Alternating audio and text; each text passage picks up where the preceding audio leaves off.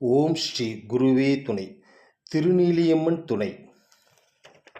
காலபுருஷ ராசிகள் தர்மம், கர்மம், காமம், மோட்சம்.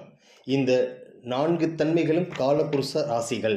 தர்மம் வீடு மேஷம், சிம்மம், தனுசு. இந்த 3ம் தர்ம வீடுகள். சம்பந்தம் இல்லாத நபர்களிடம் இவர்களது பங்களிப்பு இருக்கும்.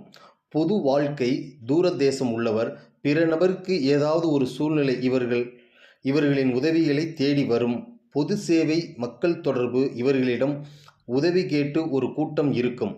காலம், நேரம், பிறருக்கு செய்ய வேண்டிய நிர்பந்தம் இவர்களுக்கு அதிகமாக ஏற்பட்டு கொண்டு இருக்கும். இதை நல்லவிதமாக ஏற்படுத்தி கொண்டால் புண்ணிய பலம் பெறுவார்கள்.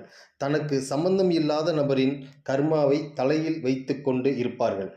அடுத்தவர் பிரச்சனைக்கு தீர்வு தேடுவது, அடுத்தவர்களுக்கு முயற்சி எடுப்பது இவர்களின் வாழ்க்கையில் ஏற்பட்டு கொண்டே இருக்கும்.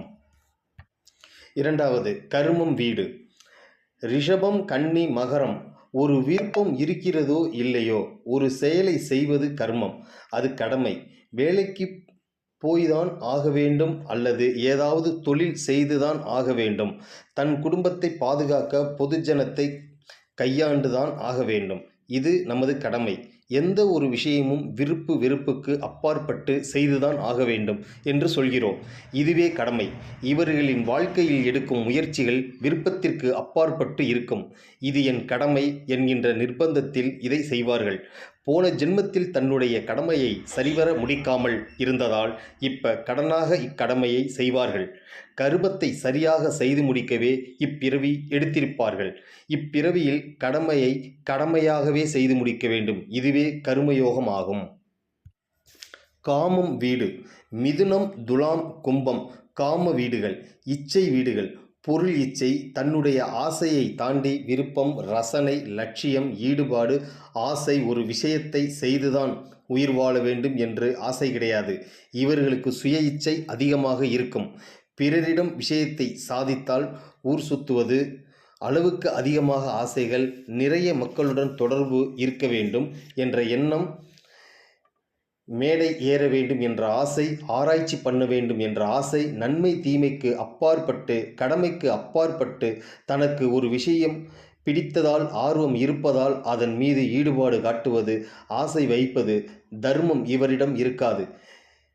என் ஆத்ம திருப்திக்காகத்தான் செய்கிறேன். இதில் நல்லது கெட்டது எது வந்தாலும் பரவாயில்லை. இதில் யாருக்கும் தலையிடும் உரிமை கிடையாது என்று சொல்வார்கள். மோட்சம் வீடு கடகம், விருச்சிகம், மீனம். இந்த 3 மோட்ச ராசிகள்.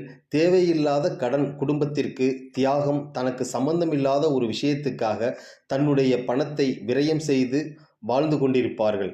தனக்கு சம்பந்தம் இல்லாத விஷயத்தில் உழைப்பை விரயமாக்கி தான் கஷ்டப்படுவது மோட்சம் ராசியின் தன்மை. குறிப்பாக பொருளாதார விரயம், கடன் வாங்கி கடனாளி ஆவது, கடன் கொடுத்து திருப்பி வராமல் இருப்பது. ராசி என்றால் 50%, லக்னம் என்றால் 100% பலன் கொடுக்கும். போன ஜென்மத்தில் செய்ய தவறிய கடமையை செய்ய இப்பிறவி எடுத்திருப்பார்கள். இதனால் பிறவி கடனாக வந்து சேரும். சுயமாக எதையும் அனுபவித்து இருக்க மாட்டார்கள். அளவுக்கு அதிகமாக தன்னுடைய உழைப்பை தியாகம் செய்வது, உழைப்பினால் வந்த பலனை காவு கொடுப்பது போன ஜென்ம கடன் பூர்த்தி செய்ய இப்பிறவி எடுத்திருப்பார்கள். இவர்கள் உழைப்பை 100% தான் அனுபவிக்க மாட்டார்கள். விருச்சிகம் பரவாயில்லை. கடக லக்னம், மீன லக்னம் அதிகம் விரயம் செய்வார்கள். மோட்சம் வீட்டில் லக்னமாக இருந்து அதில் கேது இருந்தால் ரொம்ப மோசம். இந்த ஆத்மாவுக்கு பிறவி எடுக்க விருப்பமில்லை. போன பிறப்பின் கடன், அதை தீர்ப்பதற்காகவே, கடமைக்காக வாழ்வதற்காகவே இப்பிறவி எடுத்திருக்கிறார்கள். இந்த ஜாதகர் சாதாரண கடமையை சரியாக செய்யவில்லை என்று அர்த்தம். இதுவே காலபுருஷ ராசியின் தன்மையாகும். நன்றி, வணக்கம்.